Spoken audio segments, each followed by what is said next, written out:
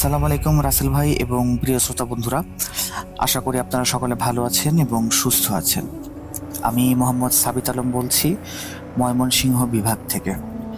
আমি বর্তমানে আপনাদের সকলের প্রিয় ভূত.com এর একজন মডারেটর হিসেবে কাজ করছি। তো আজকে আমি আপনাদের সামনে উপস্থিত হয়েছি নতুন একটি ঘটনা নিয়ে। যে ঘটনাটি আমি শুনেছি মূলত ইউএস প্রবাসী একজন ভাইয়ের কাছ থেকে। ওনার নাম হচ্ছে তানিম। ঘটনাটা হবে 2007 থেকে 8 সালের ভেতরে। তো তানিম ভাই যেটা বলেন যে ওনার দাদা 1970s দিক থেকেই হচ্ছে ওনারা ইউএসএ প্রবাসী হয়ে যান। তো ওনার বাবা হচ্ছে এরপরে ওখানেই ওনার জন্ম, কিন্তু বাংলাদেশে অনেকবার এসেছিলেন ওনারা। কিন্তু ওনার বাবা বিয়ে করেন একজন ব্রিটিশ নারীকে। তো বিয়ের কিছুদিন পরেই হচ্ছে মোটামুটি 1-2 বছর পরে তানিম ভাইয়ের জন্ম হয়।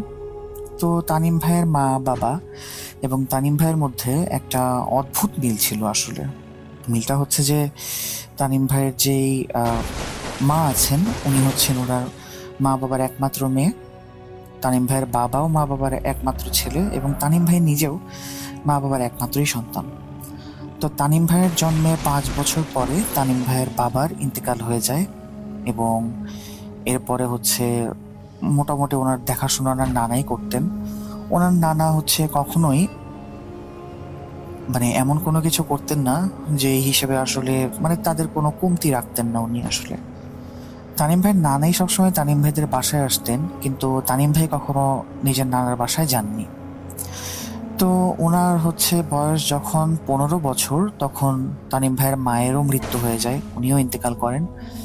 এরপরে হচ্ছে মোটামুটি তানিম ভাইয়ের নানার সাথেও ওনার যোগাযোগটা ওরকমভাবে থাকে না। তো এরপর আস্তে আস্তে মোটামুটি 5-6 বছর পার হওয়ার পরে তানিম ভাই তখন হচ্ছে ইউনিভার্সিটিতে পড়াশোনা করছেন এবং সাথে কিছু পার্ট টাইম জব করতে করতে উনি একটা ছোট্ট অ্যাপার্টমেন্টে একা একাই বসবাস করতে শুরু করেন। নানার সাথেও কোনো যোগাযোগ নেই বা হচ্ছে ওখানে তেমন আর কোনো আত্মীয় স্বজনের নেই। তানিম ভাই মোটামুটি একাই ওনার জীবনটা সেখানে গুছিয়ে নিচ্ছিলেন।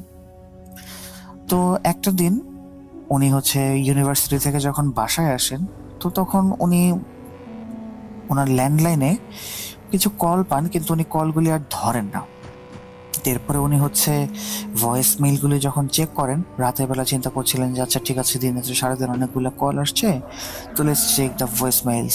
তো উনি যখন ভয়েস মেইলগুলি চেক করতে গেলেন, তখন শুনতে পেলেন কি যে ওনাকে একজন উকিল ভয়েস মেইল করেছেন এই বলে যে ওনার নানা গতকালকে রাতের বেলা ইন্তেকাল করেছেন। তো এখানে আসলে বলে রাখা ভালো একটা জিনিস যে তানিম ভাইয়ের বাবা ছিলেন মুসলমান এবং তানিম ভাইয়ের মা ছিলেন খ্রিস্টান। কিন্তু তানিম ভাই হচ্ছেন বাই চয়েস একজন মুসলিম। ওনার মা খ্রিস্টান হলেও কখনোই ওনাকে জোর জবরদস্তি করেন নাই ধর্ম নিয়ে, মানে বাড়াবাড়ির কোনো কিছু একটার। উনি কখনো বলেননি যে না তোমাকে খ্রিস্টান ধর্ম মানতে হবে, না হলে বাসায় থাকতে পারবা না, বা হচ্ছে না কথা বলবো না, এরকম কিচ্ছু না। ওনার মা সবসময় এই জিনিসটাতে ফ্লেক্সিবল ছিলেন যে তোমার যেই ধর্ম হচ্ছে সত্যি মনে হবে বা তুমি যে ধর্মের প্রতি অনুরাগী থাকবা তুমি সেটাই মানতে পারো। তো তানিম ভাই হচ্ছেন ইসলাম ধর্মের প্রতি অনুরাগী ছিলেন। এই কারণে হচ্ছে উনি বাই চয়েস, এই কারণেই বলা যে উনি নিজের ইচ্ছায় ইসলাম ধর্মে দীক্ষিত হন। কারণ বিভিন্ন ধরনের ইসলামিক বই বা হচ্ছে আলেমদের সাথে কথা বলে কোরআন শরীফ পড়ে উনি ইসলামের প্রতি আকৃষ্ট হন। তো উনি যখন শুনলেন যে হচ্ছে ওনার নানা মারা গেছেন, তখন উনি এর পরদিন হচ্ছে নানার যেই জায়গায় হচ্ছে নানা বসবাস করতেন সেখানে ওনার প্রথমবারের মতো যাওয়া হতো। তো উনি মানে জায়গাটা এত বেশি দূরে ছিল যে উনি যখন রওনা দিলেন, উনি রওনা দেন হচ্ছে দুপুর 12টার দিকে এবং পৌঁছান হচ্ছে মোটামুটি দুপুর 12টা না, উনি রওনা দেন রাতের 12টার দিকে এবং পৌঁছান পরের দিন সকাল 9টার দিকে। তো উনি সকাল 9টার দিকে যখন পৌঁছান, উকিলের সাথে ওনার আগেই কথা হয় যে ঘরের চাবি কোথায় থাকবে। তো উনি চিন্তা করতে করতে হচ্ছে একটা ছোট গাড়ি দিয়ে ঘরের কাছে যখন যাচ্ছিলেন, হঠাৎ করে উনি দূর থেকে একটা ঘর দেখে এত বেশি চমকে যান এবং এত অবাক হন। এটা ঘর নাকি রাজপ্রাসাদ, এত বিশাল এবং চারপাশে হচ্ছে ঘন জঙ্গলের মতো, আশেপাশে তেমন কোনো ঘর বাড়ি নেই, অনেক বড় একটা ঘর, এত বিশাল যেটা আসলে দেখে ওনার চোখটা প্রায় ছানা বড়া হয়ে যায়। তো উনি হচ্ছে পরে ঠিকানা দেখে কনফার্ম হলেন যে এটাই ছিল ওনার নানার প্যালেস। তো তো উনি কি করলেন, উকিলের কথা মতো ঘরের মেইন ডোরের নিচের যে হচ্ছে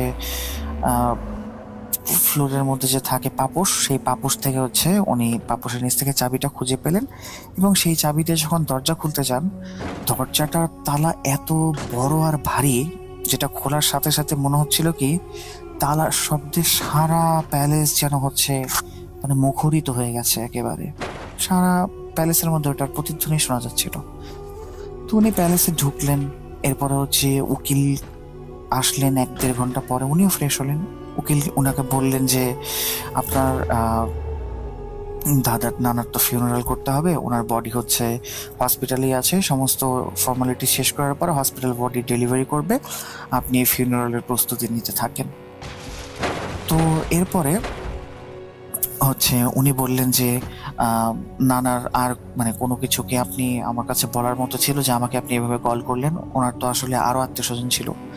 আসলে তানিম ভাইয়ের নানার মানে তানিম ভাই যে নানি ছিলেন, নানির সাথে তানিম ভাইয়ের জন্মের 2-3 বছরের মধ্যে ওনার নানার ডিভোর্স হয়ে যায়। তো সেই ক্ষেত্রেই আসলে তানিম ভাই বলেছিলেন যে ওনার তো আরও আত্মীয় স্বজন আছে। কিন্তু উকিল বলে কি যে না, উনি আর কাউকে কোনো কিছু বলতে নিষেধ করেছিলেন এবং উনি এই যে ওনার প্রপার্টিটা, এই বাড়িটা এটা আপনার নামে করে দিয়েছেন।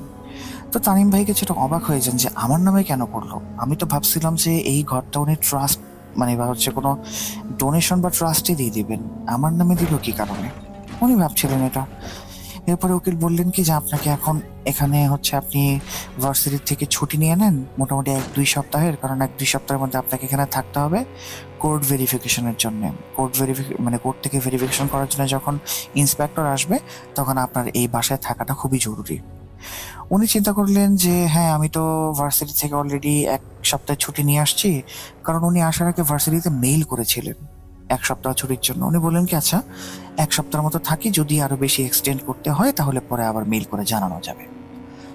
তো উকিল চলে গেলেন। উনি হচ্ছে একটা ফিউনারাল যারা করে আর কি, মানে যে কিছু কিছু কোম্পানি আছে যারা ফিউনারাল ম্যানেজমেন্ট করে, তো উনি একজন ফিউনারাল ম্যানেজমেন্টের নাম্বারে ফোন করলেন এবং বললেন যে হচ্ছে ওনার একটা ফিউনারাল করতে হবে। তো দুপুরের দিকে মোটামুটি ওনার নানার বডি চলে আসে এবং ফিউনারালের জন্য রেডি হয়। তো ফিউনারাল যখন হচ্ছিল তখন ওনার নানার বিভিন্ন বন্ধু বান্ধব বা হচ্ছে আর অনেক এলাকার নেইবার দূর দূরান্ত